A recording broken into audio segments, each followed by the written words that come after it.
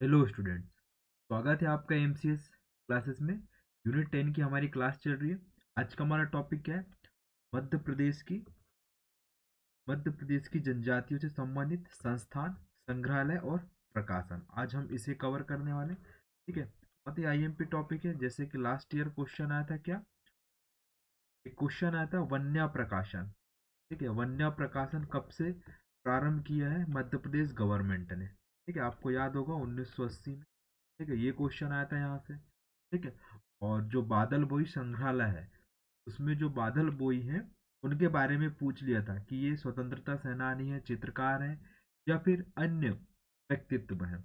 ये क्वेश्चन आया था यहाँ से। ठीक है, तो इस प्रकार के क्वेश्चन आपको इस टॉपिक से देखने को मिलेंगे। तो हम इन्हीं क्वेश्चन को कवर करने के लिए हम वन बाय वन इंस्टीट्यूशन, संग्रहालय यानी कि मेमोरियल, ठीक है, और प्रकाशन यानी कि जो सरकार के द्वारा या फिर किसी भी संस्था के द्वारा जो भी किताबें, बुक या पत्रिका निकाली जाती है, उनका अध्ययन करेंगे। ठीक है, चलिए स्टार्ट करते हैं। सबसे पहले देखो, मध्य प्रदेश की जनजाति से संबंधित संस्थान, संग्रहालय और प्रकाशन।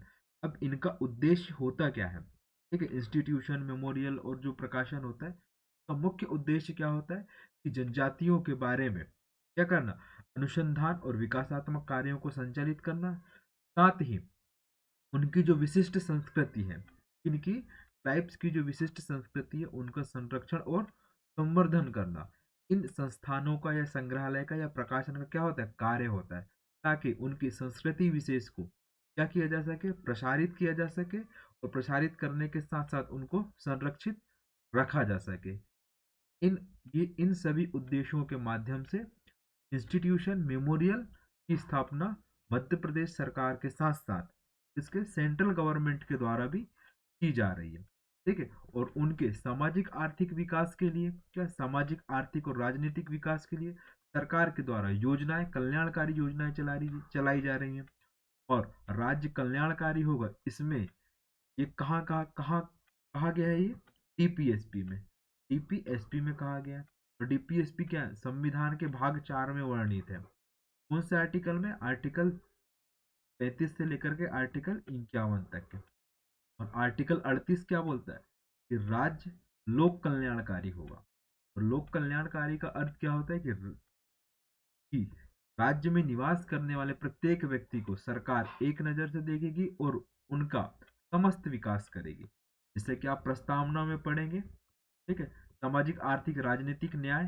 ठीक है, और 3 प्रकार के न्याय, 5 प्रकार की स्वतंत्रता, विचार, अभिव्यक्ति, विश्वास, उपासना की स्वतंत्रता। ठीक है, समता और इसकी अवसर की प्रतिष्ठा। इन सब चीजों को देख करके सरकार के द्वारा क्या किए जाते हैं, कल्याणकारी योजनाएं संचालित की जाती है। और इन्हीं योजनाओं को संस्थागत स्वरूप देने के लिए किसकी स्थापना की जाती है? संस्था, संग्रहालय और प्रकाशन। ताकि ट्राइब से जुड़ी हुई जो भी इतिहास है या उनकी सामग्री है या फिर उनकी संस्कृति है, परंपरा है, रीति रिवाज है, उनको संजोए रखा जा सके, संरक्षित रखा जा सके, ताकि भविष्य में आने वाली पीढ़ियों को इसके बारे में जानकारी मिल सके। चलिए स्टार्ट करते हैं हम लोग।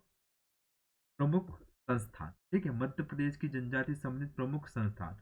ठीक है, सबसे पहले तो 2 संस्थान मिलेंगे आपको, एक राज्य सरकार के द्वारा और एक केंद्र सरकार के द्वारा। ऐसे संस्थान जिनकी स्थापना राज्य के द्वारा, राज्य के वित्त से की गई है, उन्हें क्या कहते हैं? राज्य स्तर के संस्थाएं। जो राज्य के भीतर विद्यमान जनजातियों के बारे में क्या करती है? आर एन डी का काम करती है, यानी कि शोध अनुसंधान कार्यों को बढ़ावा देती है, ताकि उनकी संस्कृति विशेष को क्या किया जा सके, संरक्षित रखा जा सके। क्लियर? चलिए, और राष्ट्रीय स्तर के संस्थान क्या होते हैं? ऐसे संस्थान जिनका गठन या फिर जिनका निर्माण केंद्र सरकार के द्वारा किया जाता है, जो देश की सभी जनजातियों के संरक्षण और उनके ऊपर अनुसंधान विकासात्मक कार्यों को बढ़ावा देने का कार्य करती है। ठीक है, क्लियर? तो कौन कौन से संस्थान देखेंगे हम लोग? राज्य स्तर के संस्थान और राष्ट्रीय स्तर के संस्थान। ठीक है, चलिए अब हम लोग देख लेते हैं राज्य स्तर के संस्थान कौन कौन से। ठीक, जैसे राज्य स्तर की बात करेंगे हम लोग मध्य प्रदेश के भीतर, और राष्ट्रीय स्तर के संस्थान यानी कि भारत के भीतर, लेकिन केंद्र सरकार के द्वारा कहाँ पे स्थापित किए गए हैं? ये मध्य प्रदेश में स्थापित किए गए हैं। इनका अध्ययन करेंगे। क्लियर? चलिए अब देखते हैं, लेते हैं हम लोग मध्य प्रदेश अनुसूचित जनजाति आयोग, बहुत ही आईएमपी है, ठीक है। जैसे कि सेंट्रल में कब बना था आयोग, ठीक है, तो आपको उस आयोग की डेट याद रखना है और उसी के हिसाब से, जैसे कि पहले क्या था, ST SC एक्ट 2002 के पहले एक साथ होता था, लेकिन इसको 2002 में एक संशोधन करके, कौन सा संशोधन करके, 89 संविधान संशोधन है, इसको एक बार देख लीजिएगा आप। इस 86 संविधान संशोधन है, सॉरी, देख लीजिएगा ना, मुझे कंफर्म नहीं है 86 है या 89। इस संविधान संशोधन के माध्यम से ST SC को क्या किया गया था, अलग अलग आयोग बनाया गया था, ठीक है। उन्हीं आयोगों को ध्यान में रखते हुए मध्य प्रदेश सरकार के द्वारा सबसे पहले संविधिक निकाय बनाया गया, कब, 1995 में। कब स्थापना की गई इसकी, 1995 में। कब, 29 जून 1995 मध्य प्रदेश अनुसूचित जनजाति आयोग बना था, ठीक है। कब बना था, 1995 में। अब देखिए इसकी संरचना क्या होती है कि एक अध्यक्ष रहेगा और दो सदस्य रहेंगे, एक अध्यक्ष और दो सदस्य, ठीक है, ठीक। और ये कैसे रहते हैं, अशासकीय सदस्य रहेंगे, कैसे रहेंगे, अशासकीय, ठीक है। सरकारी कर्मचारी, सरकारी अधिकारी नहीं रहेंगे। और इनका कार्यकाल कितना होगा, 3 वर्ष का कार्यकाल होगा। कितने वर्ष का, 3 वर्ष का कार्यकाल होगा, ठीक है। इसमें एक आयुक्त होता है और एक पदेन सदस्य होता है, एक सचिव भी होता है, ठीक है। इसकी नियुक्ति किसके द्वारा की जाती है, इनके अध्यक्ष और सदस्यों की नियुक्ति राज्य सरकार के द्वारा, किसके द्वारा, राज्य सरकार के द्वारा इनकी नियुक्ति की जाती है, ठीक है। अब इनका उद्देश्य क्या होता है, तो इस आयोग का उद्देश्य क्या होता है कि अनुसूचित जनजाति से संबंधित जो भी संवैधानिक प्रावधान है उनको लागू करने का कार्य इनका सबसे प्रमुख होता है। साथ ही उनके ऊपर या उनसे संबंधित शिकायतों को देखने का काम करता है, यानी कि उनकी जांच करने का काम करता है। और इसे सिविल न्यायालय की भी शक्ति प्राप्त होती है, इसके माध्यम से, भारतीय न्याय संहिता के माध्यम से, ठीक है। हाँ, भारतीय न्याय संहिता। तो फिर अभी जो हमारे तीन, जो दंड प्रक्रिया संहिता थी 1907 वाली, ठीक है, इसके माध्यम से इन्हें सिविल न्यायालय की शक्ति प्राप्त होती, ठीक है, ठीक, क्लियर। अब इसी का नाम चेंज करके क्या रख दिया गया, आप एक बार देख लीजिएगा, BNS, PNNS, ठीक है, भारतीय नागरिक न्याय सुरक्षा, ऐसा कुछ है, आप देख लीजिएगा बस इसको, ठीक है। अब 2023 में बनाया है, ठीक, क्लियर। चलिए नेक्स्ट देख लेते हैं हम लोग, Madhya Pradesh tribal welfare residential and आश्रम एजुकेशनल इंस्टीट्यूशन कमेटी, ये कब बनी थी, ये भी बहुत आईएमपी है, कभी भी आपके एग्जाम में देखने को मिल जाएगी, ठीक है। और इसका हेडक्वार्टर कहाँ पर है, इसका हेडक्वार्टर है भोपाल में, इसका मुख्यालय कहाँ पर है, भोपाल में, ठीक है। और जनजाति कार्य विभाग मध्य प्रदेश के प्रमुख सचिव इसके क्या होते हैं, उपाध्यक्ष होते हैं। और इसका क्या होगा, एक अध्यक्ष होगा। जो जनजाति कार्य विभाग का कौन होगा, मंत्री होगा। तो जो जनजाति कार्य विभाग होता है उसका जो मंत्री होता है वो इस समिति का क्या होता है, हेड होता है, ठीक है। और इनका मुख्य काम क्या है, तो इनका मुख्य काम क्या है कि जो भी मध्य प्रदेश के जनजातीय क्षेत्रों में एकलव्य आदर्श आवासीय विद्यालय संचालित हो रही है, उनको, उनके क्रियान्वयन, उनकी देखरेख, निगरानी का कार्य किसके द्वारा किया जाता है, Madhya Pradesh tribal welfare residential एवं आश्रम एजुकेशनल इंस्टीट्यूशन समिति के द्वारा, ठीक है, क्लियर। चलिए नेक्स्ट संस्थान देख लेते हैं हम लोग, आदिम जाति अनुसंधान एवं विकास संस्थान, ठीक है।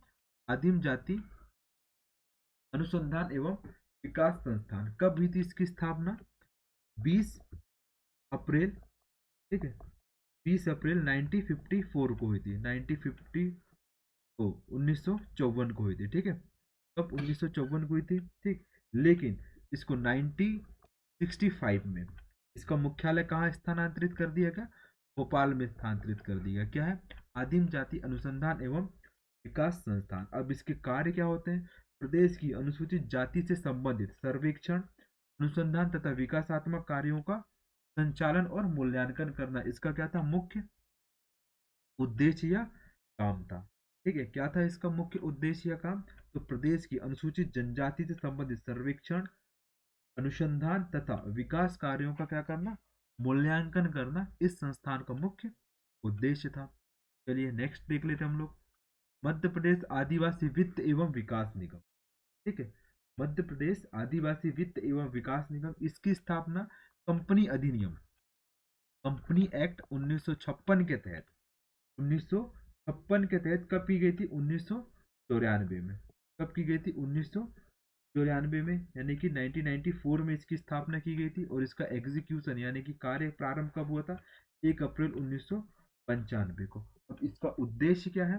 तो इसका उद्देश्य क्या है? जनजातीय समाज का सामाजिक, आर्थिक व शैक्षणिक विकास करना। इसका उद्देश्य क्या है? जनजातीय समाज का सामाजिक, आर्थिक और शैक्षणिक विकास करना इसका क्या था? मुख्य उद्देश्य था। ठीक है, जो बहुत ज्यादा जरूरी है। और जनजातियों में होने वाले शोषण को समाप्त कर उनके ऊपर जो गरीबी रेखा है उसको समाप्त करना इसका क्या था? मुख्य उद्देश्य था। किसका? मध्य प्रदेश आदिवासी वित्त एवं विकास निगम का। ठीक है, क्लियर। नेक्स्ट देख लेते हम लोग, उद्यमी विकास संस्थान। इसका हेडक्वार्टर कहाँ पर है? भोपाल में है। ठीक है, कहाँ पर इसका हेडक्वार्टर? भोपाल में। कब बना था? 1980 में बना था। इसका उद्देश्य क्या है? जैसा कि इसके नाम से ही संचालित है, इसका उद्देश्य क्या है कि अनुसूचित जनजाति समाज या अन्य पिछड़ा वर्ग के समाजों में उद्यमी प्रवृत्ति यानी कि इंटरप्रेन्योरशिप का क्या करना, उनमें विकास करना इसका मुख्य उद्देश्य था। इसकी स्थापना कहाँ पर हुई थी? भोपाल में इसका हेडक्वार्टर।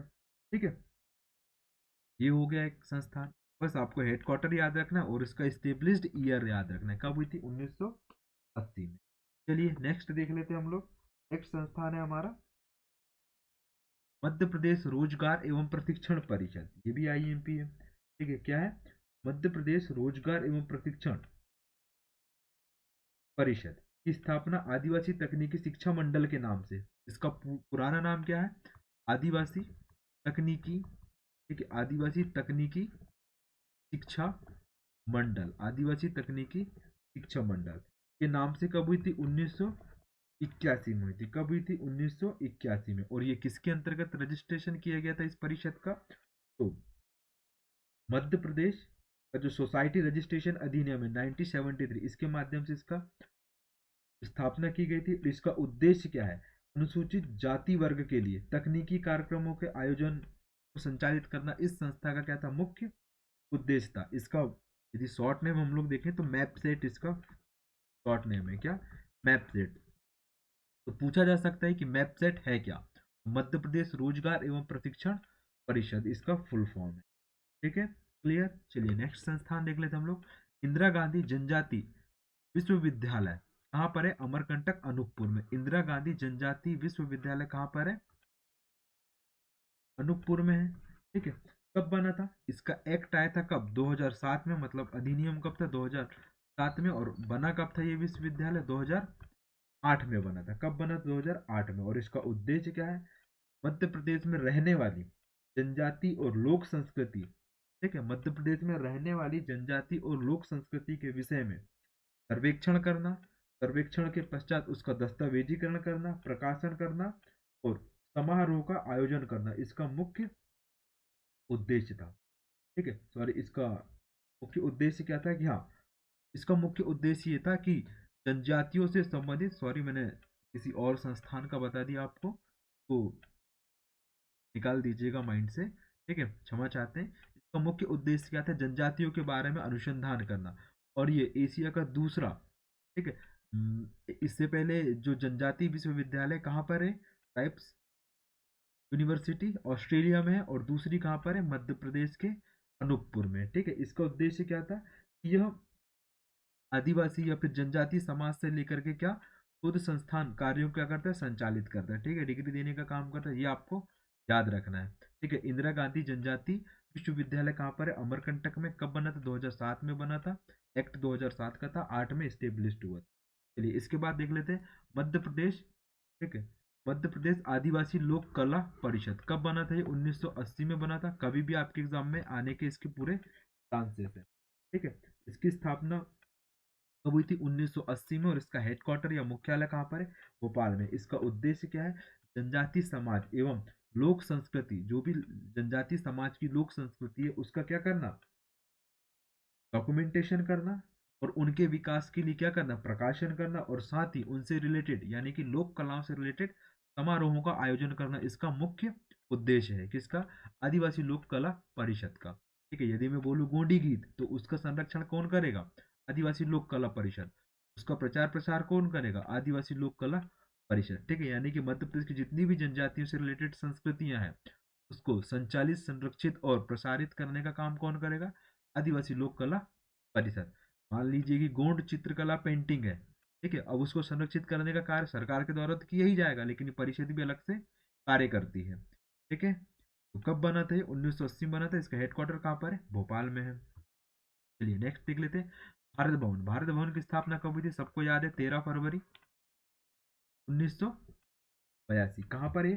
भोपाल में इसका हेडक्वार्टर है। बनाया किसने था? चार्ल्स कोरिया के क्या थे? वास्तुकार थे। ठीक है, और इसके इसके 6 विभाग है, या 6 खंड बोल सकते हैं हम लोग। कितने खंड है इसके? 6 खंड है। कितने? 6 खंड। कौन कौन से? सबसे पहले वागार्थ, ठीक है, कविता संग्रह, ठीक है, इसके लिए ये कविताओं का पुस्तकालय, जिसमें जितनी भी कविताएं लिखी गई हैं उसका पुस्तकालय का क्या नाम है? वागार्थ नाम से वहां पे संरक्षित की गई है। इसके पश्चात क्या? रूपंकर। रूपंकर कला होती है ना, इसमें क्या होता है? ललित कलाओं का संग्रहालय है ये। किसका? ललित कलाओं का संग्रहालय है। ठीक, पूछा जा सकता है प्रीलिम्स में, भारत भवन में कितने भाग हैं? 6 भाग हैं, ऑप्शन लगाना है आपको। ठीक है, इनमें से कौन सा भाग नहीं है? तो ये भी क्वेश्चन आ सकता है। तो तीसरा क्या है? अनहद। अनहद होता क्या है? अनहद में शास्त्रीय और लोक संगीत सामग्री का संग्रहालय है। कौन सा? शास्त्रीय एवं लोक कला, ठीक है, लोक संगीत संग्रहालय है। ठीक है, अनहद में। ठीक, इसके पश्चात चौथा क्या है? ललित। ठीक है, अब ललित किसका संग्रहालय? ललित कलाओं का पुस्तकालय तथा अभिलेखागार है। ठीक है, पांचवा क्या है इसमें? आकार। ठीक है, आकार में क्या है? देख लीजिए, ग्राफिक्स, मूर्ति कला एवं चित्रकला से संबंधित कर्मशाला है ये। ठीक है, आकार क्या है? मूर्ति कला, चित्रकला से संबंधित, ग्राफिक्स को संरक्षित करने का कार्य करते हो। छठवा क्या है? अंतरंग और बहिर्रंग। आप भारत भवन जाइएगा, वहां देख के आइएगा, ये चीज आपको देखने को मिल जाएगी। क्या है? अंतरंग और बहिर्रंग। ठीक है, ये क्या है? रंगमंच है, जहाँ पे सारे नृत्य, लोकगीत इत्यादि कार्यक्रम संपादित होते हैं। ठीक है, बहुत छोटा सा हॉल है, ठीक है, जिसमें 150 से 200 सीट है। वहां पे आप देख सकते हो। उसी को क्या बोलेगा? अंतरंग और बहिरंग। ठीक है, चलिए, ठीक है, क्लियर यहाँ तक कि ये हमारे हो गए क्या? मध्य प्रदेश संबंधित प्रमुख संस्थान। अब देख लेते हैं हम लोग केंद्र सरकार द्वारा कौन कौन से संस्थान स्थापित किए गए हैं। ठीक है, सबसे पहले राष्ट्रीय अनुसूचित जनजाति वित्त और विकास निगम। क्या है? राष्ट्रीय अनुसूचित जनजाति वित्त और विकास निगम। इसकी स्थापना कब हुई थी? ठीक है, इसकी स्थापना 2001 में हुई थी। और किसके द्वारा की गई थी? जनजाति मामलों के मंत्रालय के द्वारा की गई थी। किसके द्वारा? जनजाति कार्यों के मंत्रालय के द्वारा की गई थी। और इसका उद्देश्य क्या था? ठीक है, इसका उद्देश्य क्या था? जो लक्षित समूह है, जनजाति वर्ग के लक्षित समूह है, उनमें कौशल और उद्यमिता का विकास करना, और उद्यमिता के विकास करने के लिए उन्हें क्या? वित्तीय सहायता प्रोवाइड करवाना। ठीक है, और साथ ही वन उत्पाद, ठीक है, क्या?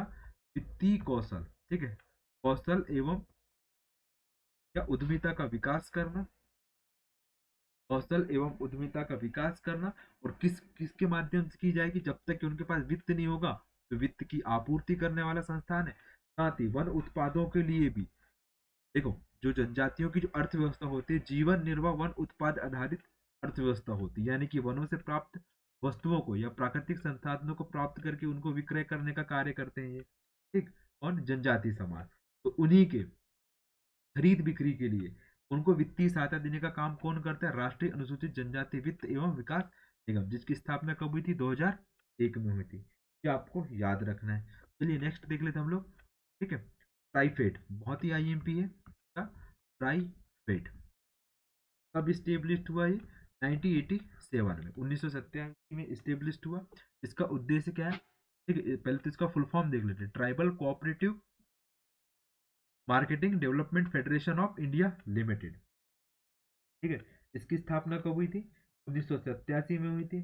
ठीक है, और ट्राइफेड ने जनजाति उत्पादों के विपणन के लिए, ठीक है, या उसकी मार्केटिंग के लिए रिटेल आउटलेट्स ट्राइब्स इंडिया नामक ब्रांड से लॉन्च किया। क्या ये पूछ सकता है इन्होंने कौन सा ब्रांड लॉन्च किया? Tribes India. ठीक है, ये लॉन्च किया। कब लॉन्च किया इन्होंने? 1999 में। इसी समय भौगोलिक सांकेतिक, ठीक है, भौगोलिक सांकेतिक संरक्षण अधिनियम आया था, जीआई टैग कब आया था? 1999 में आया था। ठीक है, और इसका उद्देश्य क्या है? ठीक है, इसका उद्देश्य क्या है कि ट्राइफेड अपनी दुकान यानी कि ट्राइब्स इंडिया के माध्यम से जनजाति लोगों के द्वारा बनाए गए उत्पादों को क्या करती है? विपणन यानी कि मार्केटिंग का काम करती है। कौन? ट्राइफेड। ट्राइफेड क्या करता है कि जनजातियों के द्वारा जो भी उत्पाद तैयार किए जाते हैं उनको विक्रय और उनकी मार्केटिंग का कार्य किया जाता है। किसके द्वारा? ट्राइफेड के द्वारा। और उस ब्रांड का नाम क्या है? Tribes India. क्या है उसका नाम? Tribes India. ठीक है, और ट्राइफेड आदिवासी शिल्पकारों को मेलों, प्रदर्शनी एवं मेगा इवेंट्स के माध्यम से उनके उत्पादों को सीधे बाजार में बेचने के अवसर प्रदान करने का कार्य भी करती है। कौन? ट्राइफेड। ठीक है, क्लियर। कब बना था? 1987 में बना था। Tribes cooperative marketing development federation of India limited. चलिए नेक्स्ट संस्थान देख लेते हैं, नेक्स्ट इंस्टीट्यूशन, राष्ट्रीय जनजाति स्वास्थ्य एवं अनुसंधान संस्थान। राष्ट्रीय जनजाति राज्य एवं राष्ट्रीय जनजाति स्वास्थ्य अनुसंधान संस्थान, बहुत ही आईएमपी है। ठीक है, कभी भी आपके एग्जाम में पूछा जा सकता है। और कहाँ पे इसकी स्थापना हुई थी? सुभाष मेडिकल कॉलेज जबलपुर में। कहाँ पे? सुभाष मेडिकल कॉलेज जबलपुर में, लिख लीजिए आप, बहुत ही IMP. Subhash medical college Jabalpur में इसकी स्थापना हुई थी। कब हुई थी? 1984 में हुई थी। कब हुई थी? 1984 में हुई थी। और इसका नवीनतम नाम क्या कर दिया है? Regional medical research centre for tribes. ठीक है, क्या नाम कर दिया गया? Regional medical research centre for tribes. ठीक है, तो 2002 में इसको स्थानांतरित कर दिया गया था। ठीक है, ये हो गया क्या? और इसका नाम चेंज कब किया गया? पहले नाम क्या था? आर, ठीक है, RMR, ठीक है, RMRTC, regional medical research centre for tribes. कब? 2002 में। ठीक है, और 2014 में इसका नाम क्या कर दिया गया? नेशनल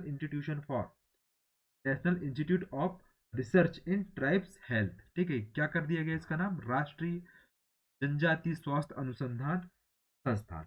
और इसका उद्देश्य क्या है? यह संस्थान जनजातियों के हेल्थ रिलेटेड वायरल, ठीक है, आनुवंशिकी, परजीवी विज्ञान इत्यादि विज्ञान पर क्या करता है? अनुसंधान यानी कि R&D करने का कार्य करता है। कौन?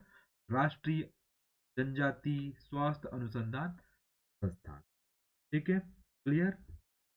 चलिए नेक्स्ट इंस्टीट्यूशन देख लेते हैं हम लोग, जनजाति सलाहकार परिषद। कितने राज्यों में है ये? 10 राज्यों में है। कितने राज्यों में है ये? 10 राज्यों में, बहुत ही आईएमपी है। उनमें से मध्य प्रदेश भी एक राज्य है। ठीक है, 10 राज्यों में मध्य प्रदेश भी राज्य। इसकी स्थापना किसके माध्यम से हुई थी? आर्टिकल 244 के एक सब क्लॉज एक वन के माध्यम से इसकी स्थापना हुई थी। ठीक है, और 5वीं अनुसूची के अंतर्गत इसकी स्थापना का आदेश किसके द्वारा दिया जाता है? राष्ट्रपति के द्वारा दिया जाता है। ठीक है, क्लियर। चलिए देख लेते, ये होगा क्या हमारे फेमस इंस्टीट्यूशन जो ट्राइब्स से रिलेटेड है और ट्राइब्स के विकास और अनुसंधान के लिए क्या करते हैं? ये कार्य करते हैं, जो राज्य एवं केंद्र सरकार के द्वारा संचालित किए जा रहे हैं। ठीक है, क्लियर। चलिए अब देख लेते हैं हम लोग कुछ आईएमपी चीजें। ठीक है, मध्य प्रदेश की विशेष पिछड़ी जनजातियां, ठीक है, कौन कौन सी हैं? सहरिया, बैगा और भारिया। इनके विकास के लिए, ठीक है, इनके विकास के लिए प्राधिकरण की स्थापना की गई है। किसके द्वारा? मध्य प्रदेश सरकार के द्वारा। ठीक है, और और कितने ऐसे प्राधिकरण है या अधिकरण है? तो 11 है टोटल। कितने हैं? 11। ठीक है, तो कौन कौन से? सबसे पहले शहरिया विकास प्राधिकरण। कहाँ कहाँ पर देखने को मिलेगा? देखिए 2022 या 23 के पेपर में आ चुका है।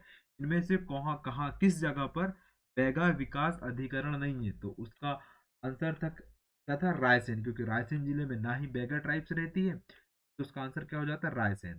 ठीक है, तो और मैं आपको रिक्वेस्ट करूंगा कि आप 2019 से लेकर के या 2017-18 से लेकर के समस्त पेपरों को उठाएं, प्रीवियस ईयर क्वेश्चंस को देखें, उसी के पश्चात आप अपने सिलेबस को क्या करें? कवर करते चलें। ठीक है, तो आप एक जनरल आइडिया लगा सकते हैं कि कहाँ से किस टॉपिक से कैसे क्वेश्चंस अराइज हो रहे हैं। ठीक है, क्लियर। चलिए, तो सबसे पहले देख लेते हैं सहकारी, तो क्या सहकारी क्या शहरिया विकास प्राधिकरण। कहाँ पर मिलेगा आपको? श्योपुर कला। कहाँ पर? श्योपुर कला में। ठीक है, इसके 4 प्राधिकरण अभिकरण है। ठीक है, कहाँ पर? एक श्योपुर कला, दूसरा शिवपुरी जहाँ पे शहरी जनजाति का संकेंद्रण है वहीं पर, तीसरा गुना, और चौथा कहाँ पर? ग्वालियर। ठीक है, कहाँ पर? ग्वालियर। तो श्योपुर और गुना ग्वालियर में। ठीक है, श्योपुर शिवपुरी गुना ग्वालियर, तो ऐसे आप याद रख सकते हैं। अब बैगा विकास प्राधिकरण कितने हैं? 6 हैं। इनकी संख्या कितनी है और कहाँ कहाँ पर है? सबसे पहले मंडला, मंडला जिले में। दूसरा कहाँ पर है? शहडोल। कहाँ पे? शहडोल में। तीसरा कहाँ पर है? बालाघाट। ठीक है, चौथा लिख लीजिए आप उमरिया। ठीक है, पांचवा लिख लीजिए आप क्या? डिंडोरी। ठीक, और छठवा लिख लीजिए आप क्या? अनूपपुर। इन जगहों पर क्या है? बैगा विकास अभिकरण है। यहाँ पे मंडला, शहडोल, बालाघाट, उमरिया, डिंडोरी, अनूपपुर में। ठीक, और भारिया विकास अभिकरण कहाँ पर है? एकमात्र है यहाँ पर तामिया जिले में, तामिया तहसील में। किसकी तहसील है ये? छिंदवाड़ा की तहसील। तहसील है छिंदवाड़ा की। ठीक है, क्लियर? तो ये आपको याद रखना है। और इन अभिकरणों का उद्देश्य क्या है? प्रत्येक जनजाति का, जो पिछड़ी जनजाति है उनका क्या करना है? विकास करना, उन्हें समाज की मुख्य धारा में लाने का कार्य करना इनका उद्देश्य होता है। ठीक है, क्लियर? और अन्य संस्थाएं देख लेते हैं हम लोग। आदिवासी शोध संचार केंद्र। ठीक है, आदिवासी शोध संचार केंद्र कहाँ पर है? झाबुआ डिस्ट्रिक्ट में। कहाँ पर? झाबुआ डिस्ट्रिक्ट में। इसकी स्थापना कब हुई थी? 1984 में हुई थी। कब? 1984 में। ठीक है, और ये क्या है? देश का प्रथम आदिवासी शोध संचार केंद्र है। ठीक है, कैसा है ये? देश का प्रथम आदिवासी शोध संचार केंद्र है। इसके पश्चात क्या? आदिवासी प्रकोष्ठ कब बना था? ये भी 1984 में बना था। कब बना? 1984 में बना था। ठीक है, और किसने बनाए थे? हाई कोर्ट की अनुशंसा पर 9 जनवरी 1984 को इसको इसका सृजन किया गया था। और इसमें इसके अध्यक्ष कौन होते हैं? मुख्यमंत्री होते हैं। और उपाध्यक्ष कौन होते हैं? विधि एवं जनजाति मंत्री इसके क्या होते हैं? उपाध्यक्ष होंगे। ठीक है, क्लियर? तो ये है क्या? आदिवासी प्रकोष्ठ। ठीक, ये भी आपको याद रखना कब बना था? 1984 में बना था। और इसके अध्यक्ष कौन होते हैं? मुख्यमंत्री स्वयं होते हैं। और उपाध्यक्ष कौन होंगे? विधि एवं जनजाति मंत्री, 2 इसमें उपाध्यक्ष होंगे। तो ये आपको याद रखना। चलिए नेक्स्ट संस्थान देख लेते हैं। मध्य प्रदेश आदिवासी एवं हरिजन कल्याण विभाग, ये भी आईएमपी है। ठीक है, मध्य प्रदेश आदिवासी एवं हरिजन कल्याण विभाग कब बना था? 1964 में बना था। कब बना था? 1964 में बना था। और इसका नाम बदल करके क्या कर दिया गया 1965 में? सबसे पहले इसका नाम क्या था? आदिम जाति कल्याण विभाग। क्या था? आदिम जाति कल्याण विभाग। कब था इसका नाम? 1964 में, जब जवाहरलाल पंडित जवाहरलाल नेहरू जी की क्या हुई थी? डेथ हुई थी। उसी के पश्चात 1965 में, ठीक है, 1965 में इस विभाग का नाम बदल करके क्या रख दिया गया? आदिवासी एवं हरिजन कल्याण विभाग कर दिया गया। ठीक है, क्लियर? चलिए अब देख लेते हम लोग क्या। हाँ, और एक संस्थान है कांति सूर्य टांट्या भील, सॉरी गलत टाइप हो गया ये, टांट्या भील विश्वविद्यालय। कहाँ पर है? खरगोन में है। कहाँ पर है? खरगोन में स्थापित होने वाला है। ठीक है, क्लियर? चलिए, बहुत ज़्यादा आईएमपी है ये संस्थान। और ये लेटेस्ट जो बजट आया था मध्य प्रदेश गवर्नमेंट का, उस बजट में इस विश्वविद्यालय की स्थापना की बात कही गई है। ठीक है, चलो अब देख लेते हैं हम लोग प्रमुख संग्रहालय या फिर म्यूजियम। ठीक है, हमारा जो दूसरा टॉपिक है क्या? संस्थान के पश्चात क्या? संग्रहालय। मध्य प्रदेश के जनजाति संग्रहालय। ठीक है, कौन सा? सबसे पहला मध्य प्रदेश। ठीक है, मध्य प्रदेश के जनजाति संग्रहालय में सबसे पहला क्या है? इंदिरा गांधी मानव संग्रहालय। ठीक है, कौन सा? इंदिरा गांधी मानव संग्रहालय। कब बना था ये? 1977 में। 1977 में बना था। कहाँ पे बना था ये? नई दिल्ली में। कहाँ पे बना था ये? नई दिल्ली में। इसके पश्चात 1979 में इसका इसको स्थानांतरित करके कहाँ कर दिया गया? भोपाल में कर दिया गया। ठीक है, आप जब भी आए मानव संग्रहालय घूमने को जाइएगा। ठीक है, इंदिरा गांधी जो इंदिरा जनजाति संग्रहालय उसी के से लगा हुआ है क्या? मानव संग्रहालय। ठीक है, क्लियर। और इसका उद्देश्य क्या है? भारत की लोक कला, अनुसूचित जाति, ठीक है, सॉरी, हाँ, भारत की लोक कला, अनुसूचित जाति एवं जनजाति के विकास और मानव सभ्यता के विकास को क्या करना, प्रस्तुत करना, यानी कि उसका डॉक्यूमेंटेशन किया हुआ है, साथ ही जो भी संरक्षण प्राप्त है, जैसे कि हम बात करें होमो इरेक्टस, ठीक है, होमो सेपियंस से पहले कौन थे? होमो इरेक्टस। तो इसका साक्ष्य कहाँ मिला हमें? हथनौरा में, ठीक है, हथनौरा में मिला ना, एक बार देख लीजिएगा। तो उसको कहाँ संरक्षित करके रखा गया है? तो इंदिरा गांधी मानव संग्रहालय में बहुत अच्छे से बताया गया कि किस प्रकार मानव का उद्विकास हुआ है। ये कहाँ पे? इंदिरा गांधी मानव संग्रहालय। कब बना था ये? 1997 में बना था। कहाँ पे बना था? नई दिल्ली में। 1979 में इसको भोपाल स्थानांतरित कर दिया गया। ठीक, क्लियर। चलिए, ठीक है, अब देख लेते हैं हम लोग कौन से, मध्य प्रदेश राज्य जनजाति संग्रहालय। ठीक है, नेक्स्ट है हमारा क्या? मध्य प्रदेश राज्य जनजाति संग्रहालय। कब बना था ये?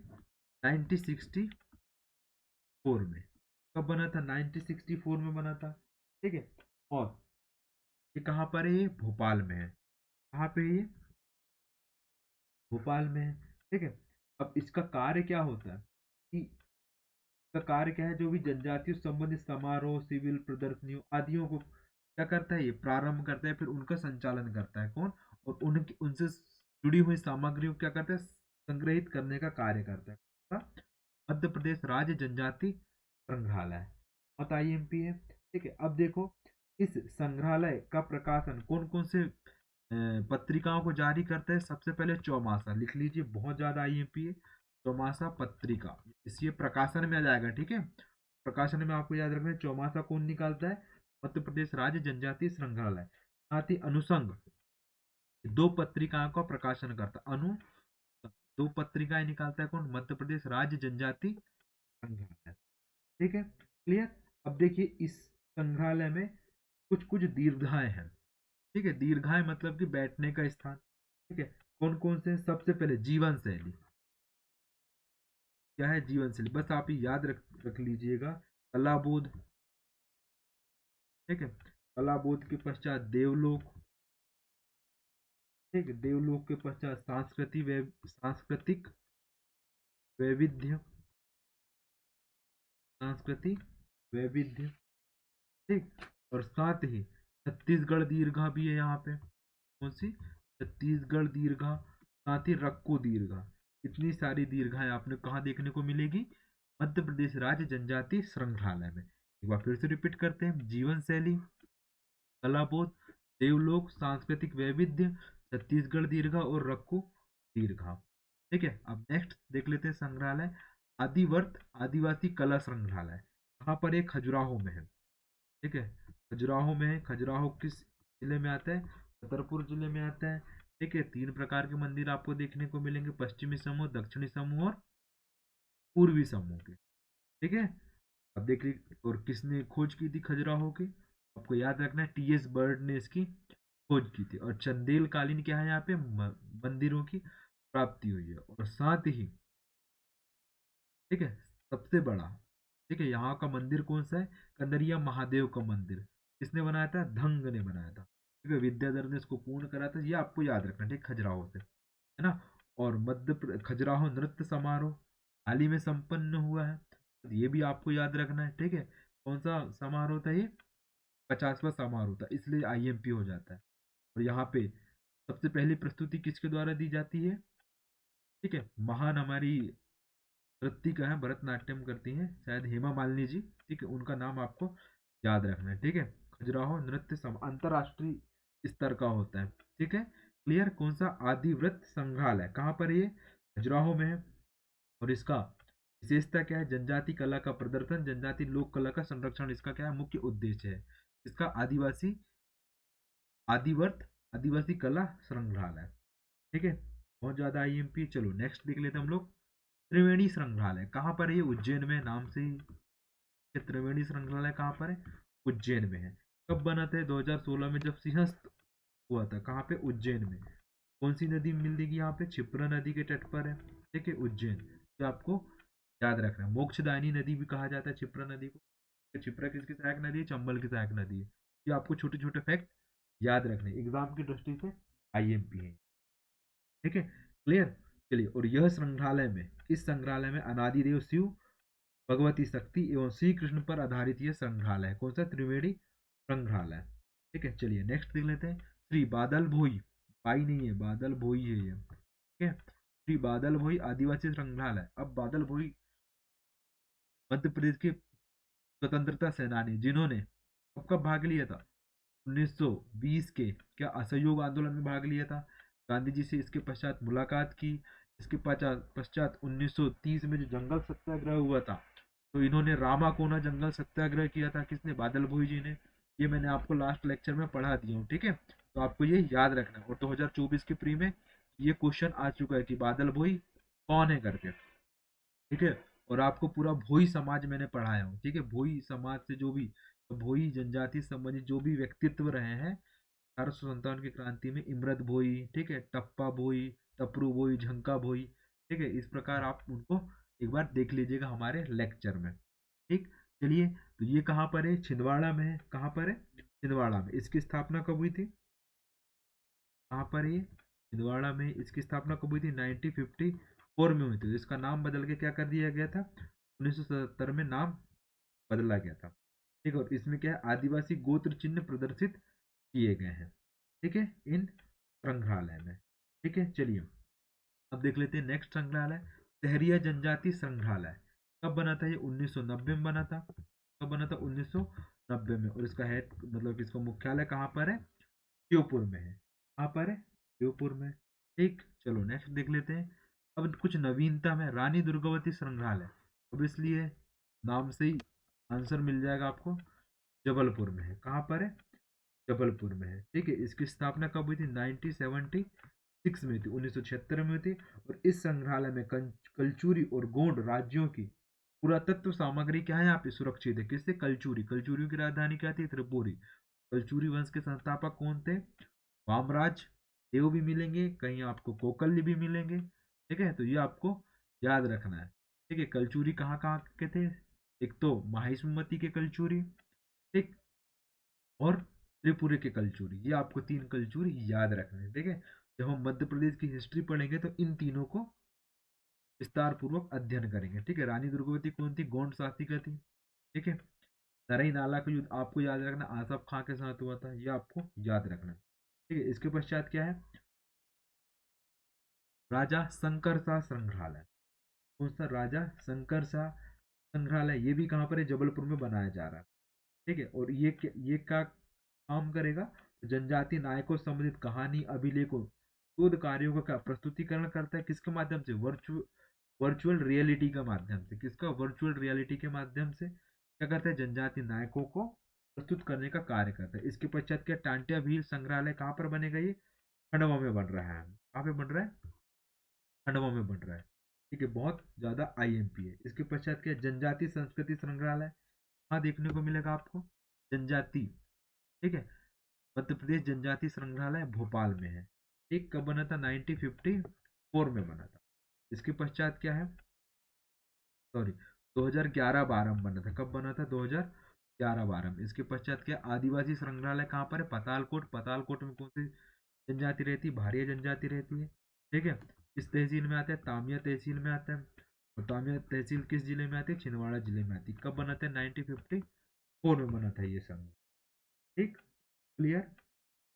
चलिए, तो ये हो गया क्या? हमारे प्रमुख जनजाति संग्रहालय। ठीक है, जो आपके एग्जाम की दृष्टि से बहुत ज्यादा क्या हो जाते हैं? आईएमपी हो जाते हैं। ठीक है, चलो अब कुछ हम देख लेते हैं। क्या? सामुदायिक रेडियो केंद्र। ठीक है, ये भी एग्जाम में पूछे जाते हैं। सामुदायिक रेडियो, जनजाति रेडियो, सामुदायिक जनजाति रेडियो। सबसे पहले मैं बात करूं बैगा। ठीक है, बैगा बाहुल क्षेत्र। ठीक है, बैगा बाहुल क्षेत्र कहाँ पे मिलेगा? एक चौड़ी है। चौड़ी कहाँ पर है? डिंडोरी जिले में। यहाँ पर आपको बैगा जनजाति से संबंधित क्या सामुदायिक रेडियो केंद्र मिलेगा। साथ ही बैहर में, बैहर बालाघाट में आता है, यहाँ पर भी आपको क्या देखने को मिलेगा? बैगा जनजाति सामुदायिक रेडियो। कहाँ पर? कहाँ पर? बैयर, तो दो जगह याद रखना आपको, डिंडोरी और बालाघाट में। इसके पश्चात देख लेते हम लोग भील। ठीक है, भील, भील सामुदायिक रेडियो केंद्र कहाँ मिलेगा? एक गुना में मिलेगा, दूसरा कहाँ मिलेगा आपको? धार में मिलेगा। ठीक है, गुना, धार और फिर झाबुआ, मेघनगर में मिलेगा। कहाँ पे? मेघनगर। ठीक है, तो ये आपको भील से संबंधित तीन सामुदायिक रेडियो केंद्र याद रखने, गुना, धार, झाबुआ। झाबुआ के मेघनगर में, क्योंकि कभी कभी वहां के जहाँ पर स्थापित किया गया उस जगह का नाम पूछ। ठीक है, जैसे चौंडी की बात करें हम लोग तो डिंडोरी में, बैयर की बात करें बालाघाट में, गुना में कौन सा है? तो गुना में ही है ये। ठीक है, इसके पश्चात क्या है? धार। धार के में किस में? नालछा नामक स्थान पे, और झाबुआ में कहा है? मेघनगर। ठीक है, क्लियर? ये हो गया भील से संबंधित, ये बैगा से संबंधित। और क्या बचा? कोरखू जनजाति। ठीक है, कोरखू सामुदायिक रेडियो केंद्र कहाँ देखने को मिला आपको? खंडवा में मिलेगा। कहाँ पे? खंडवा में देखने को मिलेगा। कहाँ पे? खंडवा में देखने को मिलेगा। और गोंड, गोंड सामुदायिक रेडियो केंद्र कहाँ मिलेगा आपको देखने को? बैतूल में देखने को मिलेगा। कहाँ पे?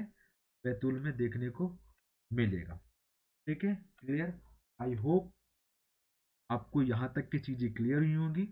यहाँ से आपका एक दो क्वेश्चंस आने तय हैं, आप इनको देख सकते हैं। ठीक है, thank you for watching MCS classes. मिलते हैं हम लोग नेक्स्ट क्लास में।